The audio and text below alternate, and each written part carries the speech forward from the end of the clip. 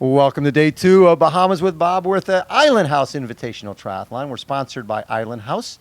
Cervelo, Gatorade Endurance, our official charity more than sport. You can check us out on our Babbittville YouTube channel, on Babbittville Radio. My next guest, Ironman 70.3 world champion, Holly Lawrence. Holly, how you doing? Yeah, good, thanks. Yeah. Now, have you raced here before? Let's No. move this mic a little closer. No, first time. First Yeah. time. What are you thinking so far?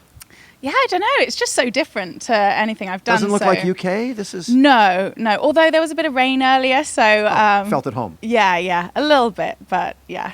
So you did, you grew up, you swam cross country as a kid. When did you fell in love with triathlon pretty early though? Yeah, I made the switch about the age of 16. Yeah, what was it about the sport that you liked? Well, I just tried really hard at swimming, but it never really paid off. And my brother was off making national finals and Olympic trials, and I was the one that tried really hard, but I just didn't really reap the rewards. So I was running in cross country and making nationals and stuff for that, and it just seemed like the logical progression. Thing. Yeah. I swam a little bit. I run a lot. Yeah, and yeah. Why not add a little just bike took in to there? it quite easily. So the bike became a weapon for you fairly quickly. Yeah, I think it helped that I was chucked straight in the deep end, like in my local town.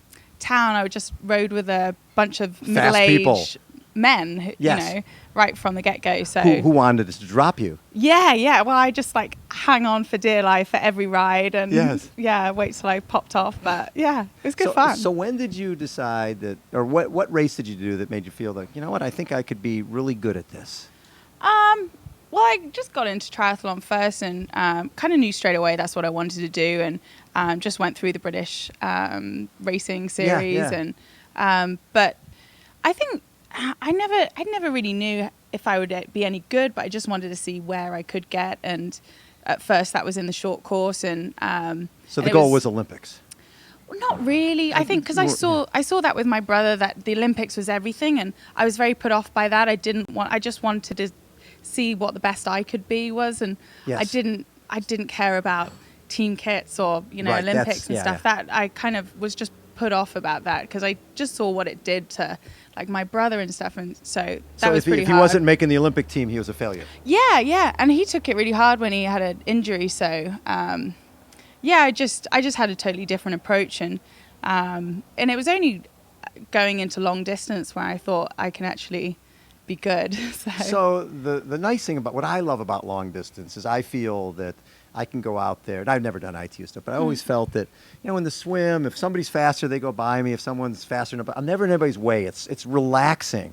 Did you find say relaxing? Well, there's no part the of way that you guys, yeah, but you liked the long distance more than the shorter distance, the ITU style. I just felt that it was my race. I didn't, have to worry about tactics or, sitting in on the bike and trying to get ready for a run that, I knew I couldn't. So my only go-to was going as hard as I could on the bike and try and make a breakaway. And if that kind of failed, then, I knew how many other people were with me that could run faster than me. So as soon as I went into long course, it was I just loved it because it was like the fastest swim, bike, runner ones. And you didn't have to worry about the other guys. Yeah, and really, when it comes to tactics, it's go fast. And you just focus on yourself.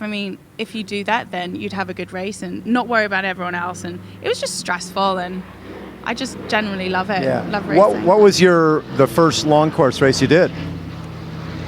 I don't know. I did a couple of 5150s, and I did my first 70.3 was 70.3 UK. Yes. Which I did on a road bike with little draft legal tri-bars. And you took fourth. Yeah. But I led the swim and I came out with the men, and it was so bizarre, because I'd never usually getting beaten up in the swim. Yes. And I had my own space, and I was like, this is amazing. This is pretty sweet. There's nobody swatting me in the head. Yeah. So, and then just rode. And a road bike though. Yeah, and a road bike. It was quite a hilly course, so I don't think it was the worst thing in the world, but it probably wasn't the best thing. But so you were crying afterwards. Yeah, it was pretty painful. I was going to say, because it's a long way. Yeah, and I did say afterwards that I'd never do it again. I don't think you're the first person to say that. That was pretty short-lived, yeah. Now, Matt Dixon is your coach. No, so... what was he your coach? Last year. Last year I was coached by Matt when I first moved out to America. I was in San Francisco, and we split earlier this year. Okay. But he Yeah. still brought some stuff to the table. For Oh, for sure. Yeah, he was the first coach that believed in me and just helps my progression really. Right. Yeah. So this year, when you win the Ironman 70.3 and you've had a really, really good year, did you surprise yourself? Yeah, I mean, I just said that I wanted, if I could swim and bike and run at the best of my ability, then I'll be happy with it. And I never put a position on it. Yeah. And, even in the pre-race interviews, everyone was like, well, do you think you can win it? Like, because I was just I didn't want to answer those questions kind of. But I do feel that like Daniela didn't show up on the day, and I feel there's a bit of unfinished business there, which I think is good for the long run. Well, didn't she get there for 70.3 Worlds? She was there, but She wasn't. She just wasn't herself. Right, she was fourth, didn't I think, something like- Yeah, because she was unbeaten for so long, and I mean, if it was just me that beat her, and Yes. then I would feel slightly differently. But So you feel you didn't get her on her best? no, and I always I never wish unwell on other athletes. I No. want to race them at their best. So Do you Yeah. find that the camaraderie is different between the ITU gals and the 70.3 and Ironman folks? Is there a different? yeah, it's just different, like Yeah. totally different. I think because 70.3 athletes are a bit older as well. Yes. I'm one of the younger ones. You so- are way Yeah, young. like, How old are you now? 26. Oh yeah, Yeah. you're a baby.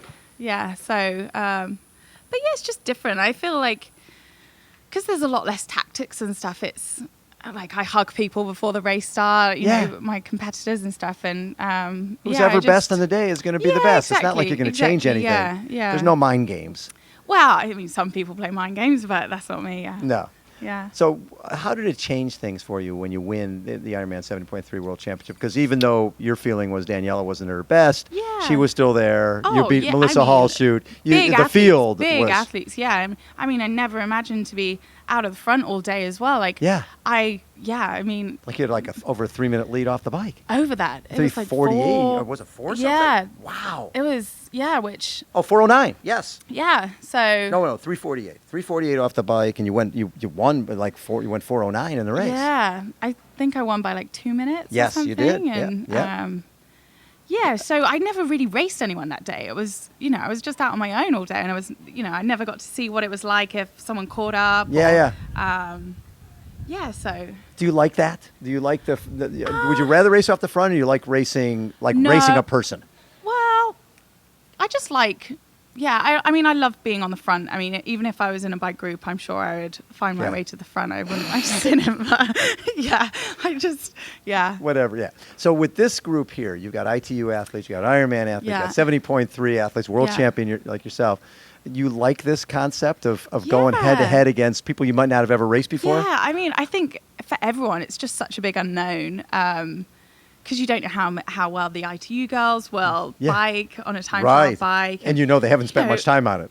No, but then they're going to run so much faster than us, hopefully. Well, hopefully No, not. not hopefully, but, yeah. They should, I think. And, and obviously the time in the season, and some people have had a break. And so, yeah, it's just going to be... How fun. It'll just be fun and, totally unpredictable, which, there's not many races like it. So, yeah. And you get to be in the Bahamas rather than being in Great Britain. Yeah, I couldn't say no. I love it. Holly, Well, thanks. actually, Yeah. I was on the wait list. Oh, were for you this really? race, and there was a discretionary spot like open for an incredible performance at 70.3 Worlds. So straight after the race, I emailed saying, "Does this count?" Is this? And Is then- this? Yeah.